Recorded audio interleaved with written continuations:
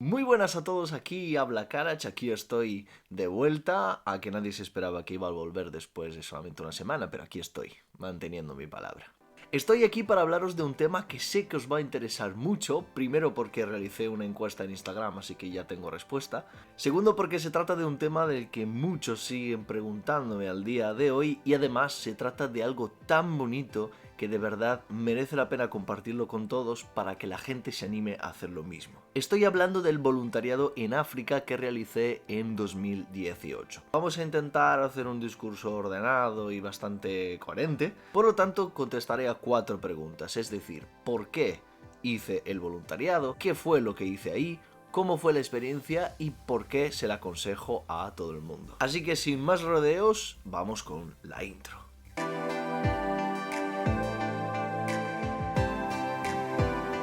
Hace 3 años, mientras estaba haciendo el máster en Salamanca, nos dieron una charla sobre una beca para realizar un voluntariado en África, más concretamente en Madagascar. Yo nada más escuchar esta charla se me encendió la bombilla de la pasión, y dije, vale, sí, quiero hacerlo. Es algo que me interesa y es algo que quiero hacer, así que me tiro de cabeza y lo solicito. Solicité esta beca y finalmente, tras terminar el máster, me comunicaron que sí había ganado, así que... Vale, pero ¿por qué solicité esta beca? Pues las razones son unas cuantas. Desde el punto de vista humano, quería hacer esta experiencia porque sabía que iba a ser algo que me iba a cambiar mucho. Tener un contacto con una realidad tan diferente de lo nuestro y una realidad al mismo tiempo tan pobre, sé que podía dejar una huella muy importante en mi vida. Además sabía que podía enseñar muchas cosas y al mismo tiempo me podía enseñar a apreciar valores que quizás aquí hemos perdido, como por ejemplo la felicidad pura, esa que no depende de lo que tenemos, esa que no depende de lo material, y quizás también la felicidad espiritual, es decir, aprender a vivir conmigo mismo y aprender a vivir con calma, tranquilidad, reflexionando mucho y meditando. Además, desde el punto de vista profesional sabía que podía ser un gran punto de partida, porque el proyecto consistía en enseñar español, es decir, en hacer lo que yo quería hacer, y enseñar español en una realidad tan diferente de lo nuestro sin tener apenas material, sin tener recursos y además enseñando español a personas cuya lengua materna no tiene nada que ver con las lenguas romances, porque en Madagascar la lengua que se habla es el malgache, es verdad que también la lengua cooficial es el francés, pero vamos, que nadie habla francés. Bueno, por todas estas razones entonces solicité la beca y me fui para allá. Voy a quitaros la parte de la burocracia y de todas las vacunas y tal porque, vamos, que es aburrimiento total. Y vamos a hablar ya de lo que hice ahí. El 1 de septiembre de 2018 salí rumbo a Madagascar. Fueron 24 horas de viaje, algo que si lo pienso se me va a estallar la cabeza, pero como me voy a China voy a hacer algo similar, así que ya me voy acostumbrando. A la 1 de la mañana salimos para Madrid-Barajas, en Madrid cogimos un avión para París y en París cogimos un avión para Antananarivo, que es la capital de Madagascar. Un vuelo de 10 horas y media de duración, que sé que parece mucho, pero en realidad es mucho. Pero bueno, en realidad vi 2 películas de los Vengadores, comí y charlé durante la comida, cené y charlé durante la cena, y me dio tiempo a echarme una siesta de 2 horas. Así que en total llegamos ya a 10 horas. Vamos, que el tiempo voló. Y yo volé de él. A ver, antes de todo, ¿por qué estoy hablando de nosotros? Hay que tener en cuenta que los becarios éramos 2, pero además con nosotros viajó también una persona que representó muchísimo en nuestra experiencia, es decir, una monja.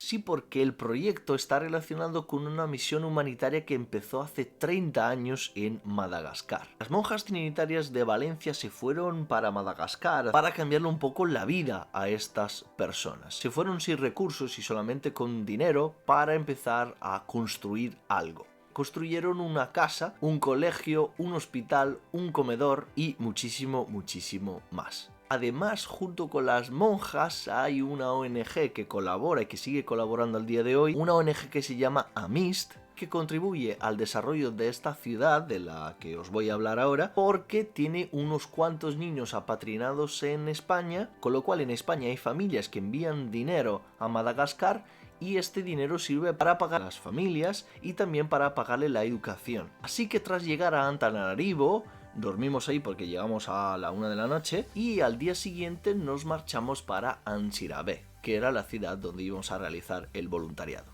Antsirabe es un centro muy importante que está a unos 170 kilómetros más o menos de la capital, que si lo pensamos con mentalidad de aquí significa menos de 2 horas de coche, pero no. Ahí se trataba de casi 4 horas de coche, para que os deis cuenta de cómo son las carreteras ahí. Hay que tener en cuenta, de hecho, que la carretera es el sitio de todo el mundo, es decir, que en la misma carretera la compartían coches, camiones, autobuses, carros, personas, animales, todos. Pero bueno, llegamos ya a Antsirabe para contestar a la segunda pregunta, ¿qué es lo que hice ahí? Como decía antes, el proyecto consistía en enseñar español. El proyecto de hecho se llamaba Semillas del Español en el barrio de Ambojipeno, en Antsirabe. Ambojipeno es el barrio más pobre de la ciudad donde estaba, un barrio donde la gente vivía con apenas 1 o 2 euros al día, que es de verdad muy poco, sin casi tener recursos y dependiendo totalmente del mercado. El mercado era la actividad principal de la ciudad.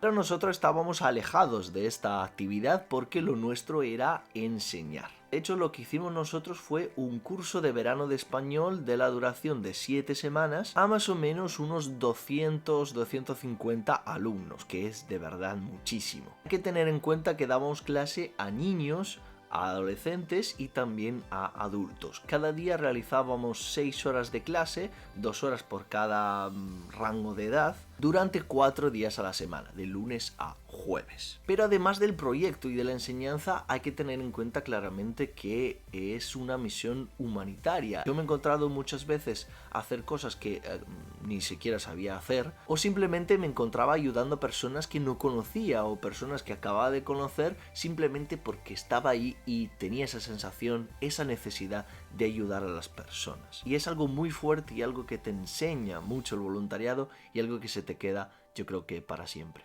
Pero bueno, ¿qué hacíamos cuando no dábamos clase? Pues las actividades podían ser de 3 tipos. O nos íbamos al mercado para comprar cosas que se necesitaban en casa, o salíamos por el barrio para ir a visitar a las familias que tenían algún tipo de necesidad. A veces se trataba simplemente de visitas de control para ver si estaban bien, si necesitaban dinero o si necesitaban algún control médico, sobre todo para los niños porque había muchísimos casos de tuberculosis. Estamos hablando de familias que vivían en el barro y en el polvo total, que es también una de las características que se te queda en la memoria grabada y sobre todo en la nariz. Y creo que es lo mismo también para todos los que hacen un voluntariado en África, porque he tenido la ocasión de hablar con otras personas que habían estado en otros países de África y les pasó exactamente lo mismo. Y por último, la que era mi actividad favorita, que era quedarme por la tarde a jugar con las niñas que vivían con nosotros. Estamos hablando de unas 10 huérfanas que vivían con nosotros. Pero bueno, ahora hay que contar el contexto de dónde vivía yo para entender todo esto. Cuando hablé del viaje mencioné a una monja española que viajó con nosotros y que representaba la figura más importante porque era la primera persona que realizó esta misión hace 30 años. A la hora de construir una casa ahí en Antsirabe, formaron también una comunidad de monjas, con lo cual esto significa que yo vivía con 20 monjas. Y sé que puede parecer muy raro, sé que puede sonar un poco así y que hay gente que se echaría para atrás, pero en realidad la experiencia fue increíble. Primero porque representa la primera y quizás única ocasión de vivir con una comunidad religiosa, y a pesar de que cada uno puede tener la fe que quiere, esta oportunidad te puede enseñar muchísimos valores y también te puede enseñar cómo viven personas que no tienen nada que ver con el estilo de vida que llevamos nosotros. Para mí representaban mi familia ahí. Se convirtieron rápidamente en mis amigas y en mis hermanas. Que por cierto, si estáis viendo este vídeo quería dejaros un mensaje. Tía Yanare Oajo.